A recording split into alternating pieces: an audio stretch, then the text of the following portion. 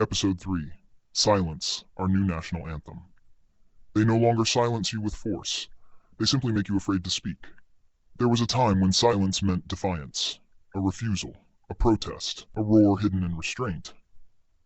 But now, silence has changed its allegiance. It no longer speaks volumes.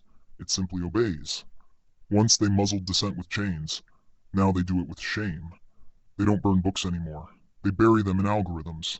They don't outlaw your voice. They convince you no one wants to hear it.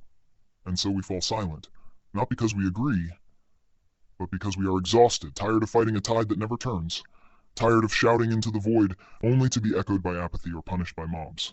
So we lower our voices. We watch our words. We whisper when we should be screaming. Do you feel it? That tension in your chest when you want to speak, but instead you scroll? That internal censorship? That moment you rehearse a thought in your mind and say, no, it's not worth the trouble. That is the anthem now. Not words, not music, but quiet. A quiet that reeks not of peace, but of pressure. The silence of people who've learned that truth costs too much to carry. But remember, there is no such thing as neutral silence. There is only the silence that protects power and the silence that threatens it. And what we live in now is the first.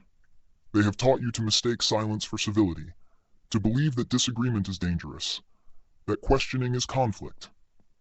They have made speech a sin and silence a virtue. But history is not written by the quiet, and revolutions are not born in whispers. They are born in those rare, reckless moments when someone chooses to speak. So I say to you, do not give your voice away quietly. Do not let fear write your script. Speak, even when your voice trembles.